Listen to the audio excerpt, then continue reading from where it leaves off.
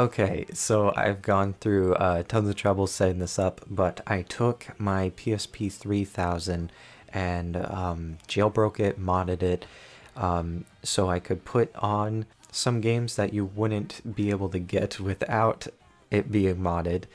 And this game happens to be one that was only released in Japan and then had a fan dub, and you can download the fan dub. I'll have the link in the description. And if you have a modded or jailbroken PSP and put on your own custom firmware and all that, you'll be able to play it.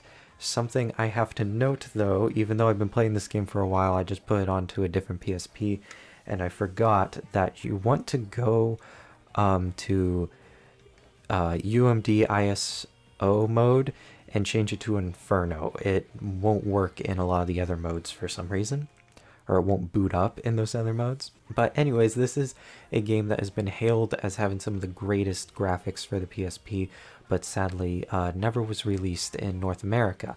You can, again, like I said, download a dubbed version, and if you have a mod PSP, boot it up on there.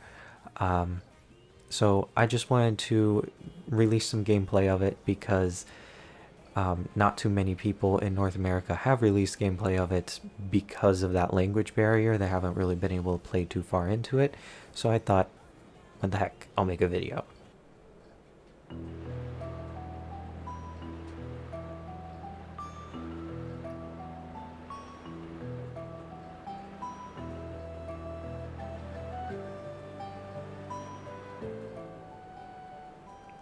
The wind sure is picking up.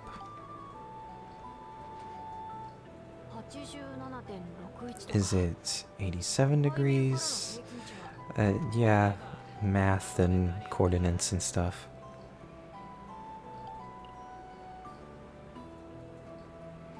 So there is a lot of dialogue in this game, and I'm not sure if I'm gonna go through all of it. I just wanted to give you guys a taste of like what's happening before I load my previous saves to show you around.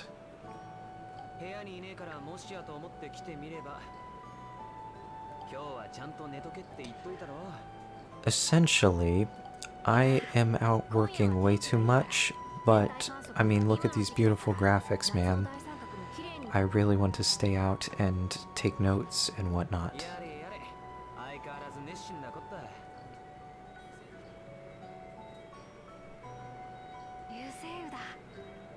Meteor shower.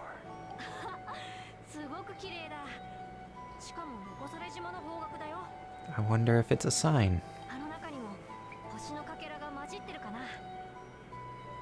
Oh yes, star shards are like how you get glimpses into other worlds, I think.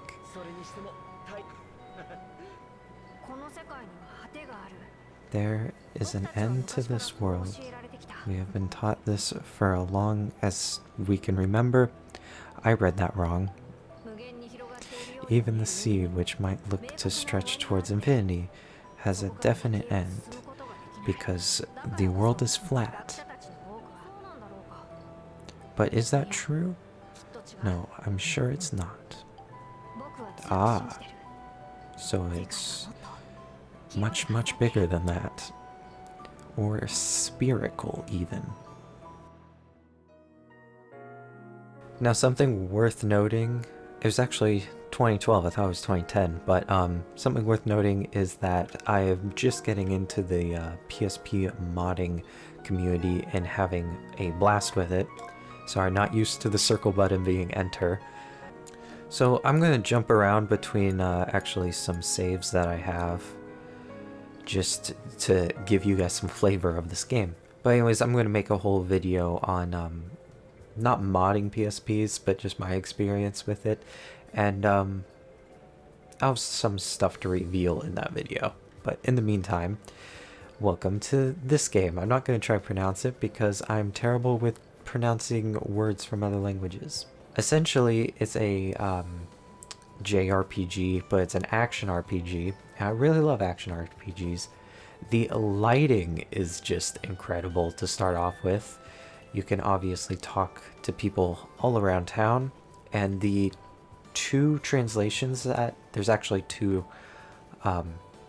fan translations of it. They're pretty good. I think I downloaded the most recent one though. In this game, you play as this young lad here, and you have this fairy partner. And as you can see, you unlock different accessories to upgrade your characters. We have so far just a wooden sword, bandana, leather armor, and foot. I have no foot armor in this save. But you can go to the store here and upgrade your character, or buy clothing and whatnot. The music alone is actually pretty good. We get some really good music in every zone you're in, really. Now, the reason I even bothered getting this was I wanted something to put on my PSP Go to play on long trips where I couldn't just bring all my PSP games with me. Now here is where you can upgrade and buy new weapons, or maybe just buy new weapons. Oh gosh, this was really far back I think in my save. But basically we have the typical action fighting: circles to attack, X's to jump, triangles to dodge, which is an odd button choice, but we got that there. Anyways, the main point of this game is there's different worlds, I guess, and you get to travel between these dimensions. Oh gosh, I'm really far back in my save, aren't I? Anyways, there's some sort of disturbance in the forest which is messing up with different seasons on these different continents in a different world, and you gotta set things straight. And you set things straight with your awesome ability to fight monsters with your swords. It's kind of basic in that sense, but there's a lot more to it. I'm just jumping around. It's an amazing place this time too. Looks like the tops of giant trees growing over a huge river. This is considerably more difficult location to traverse than the trail from before. Is there no proper road? There's no way there would be. Humans aren't even supposed to set foot in this place to begin with. And she has realized her failure. Don't worry so much about it. That way we can continue to help you like this. Anyways, watch your step and proceed with caution. Yes, we get it.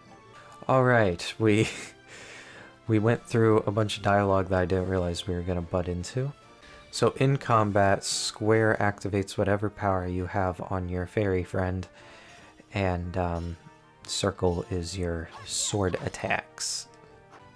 So not just are the graphics impressive in this game, but they're just extremely colorful. I think one of the appeals to it isn't just how much detail, but how artistic a lot of it is.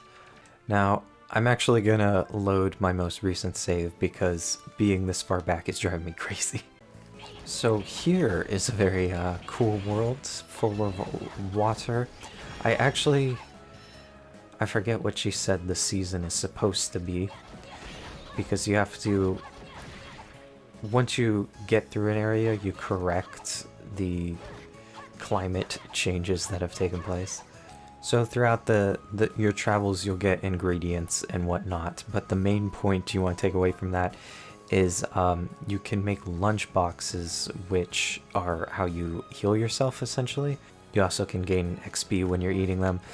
I can't remember if it's your mother or your sister, but somebody makes them for you back at your house. And then eventually you unlock the ability to make certain recipes yourself. Oh, so these squid guys I can only attack with her powers. Okay.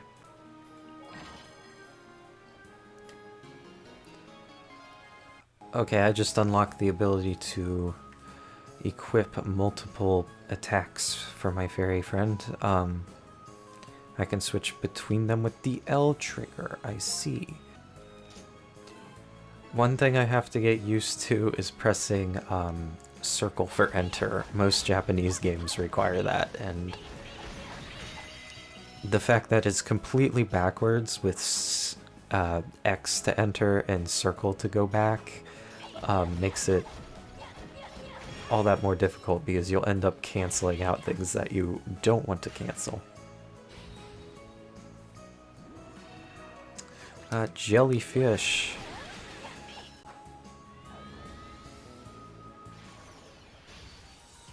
Oh, that was simple enough. I guess I missed some things. So on the side of graphics, I wanted to show you one of the things that first impressed me about this game. This is the big machine that controls all the environments and whatnot. And it's just impressive, so impressive what they were able to build here. Like, this is running on a PSP, and just look at all the effects that are going on right now. And how they put it all together without it looking like a mess. And again, the amazing music.